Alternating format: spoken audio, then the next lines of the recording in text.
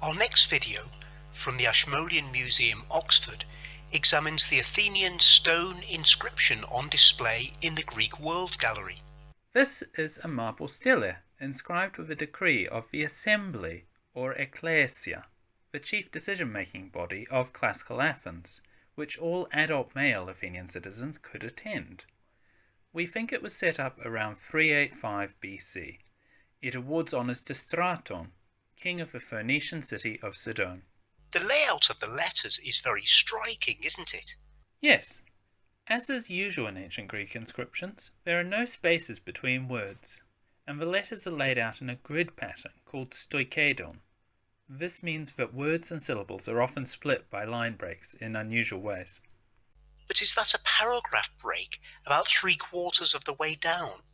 Yes, this is an amendment to the original decree passed during discussion in the assembly. Rather than silently incorporating the changes, it is marked out visually, as you say, and in the text. Where was the inscription originally set up, and would anybody have read it? It was originally set up on the Athenian Acropolis.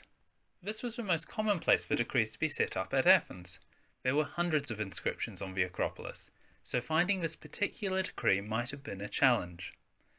The letters would have been highlighted with red paint to make them easier to see, but it is not clear whether ancient Athenians found the stoichedon layout made it easier or harder to read. Why inscribe the decree on stone then? Publicity was an important part of the honour for Straton, and setting the decree in stone symbolised its permanence. Placing that stone on the Acropolis, the symbolic heart of Athens and its most important sanctuary, reinforced that. Who were the Sidonians, and why were the Athenians interested in honouring Straton, their king?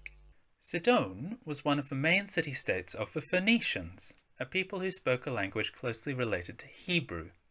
They were widely involved in trading across the Mediterranean. Straton, whose name in Phoenician was Abdashtat, was a vassal king of the Persian Empire and had assisted an Athenian embassy to the Persian king that had passed through Sidon, prompting this decree. Can we call Straton a barbarian? Some Athenians might have labelled Straton a barbaros, barbarian, since he was a speaker of a non-Greek language. But that's not the whole story. Greeks and Phoenicians were very familiar with one another.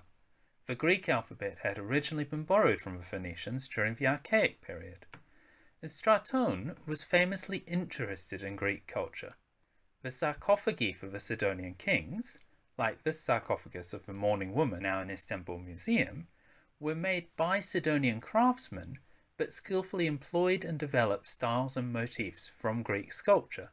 In this decree, the Athenians treat Straton like a partner, awarding him Greek-style privileges and referring to Sidon as a polis with citizens, like a Greek city. What were the privileges Straton was granted? The decree promises, if Straton is also a good man in the future to the people of Athens, he will not fail to obtain from the Athenians whatever he needs. Also, Straton, the king of Sidon, shall be a proxenos of the people of Athens, both himself and his descendants. A proxenos was a resident of a foreign city who acted as a kind of official friend. Athenians visiting that city would report to the proxenos, who would then help them with any official business they had, ensure they had somewhere to stay, and so on. Being a proxenos was an honour, and it usually came with practical benefits in Athens, like tax exemptions. But none are mentioned in this decree. However, the amendment exempts all Sidonians who are visiting Athens from various financial obligations which metics, that is, resident foreigners, at Athens were normally liable to pay. Perhaps as a result of this exemption, there was a large Sidonian community in Athens later in the 4th century BC. Several of their funerary monuments survive, some inscribed in both Greek and Phoenician, like this stele from the British Museum for Artemidorus or Abtanit of Sidon. You can read more about this inscription in AIUK Volume 11, in which this inscription is number 1, and there is a text and translation on the AIO website linked in the description below. For more on Athenian decrees and the practices that surrounded them, you can have a look at the introduction to AIUK Volume 4.2 on the Athenian decrees at the British Museum.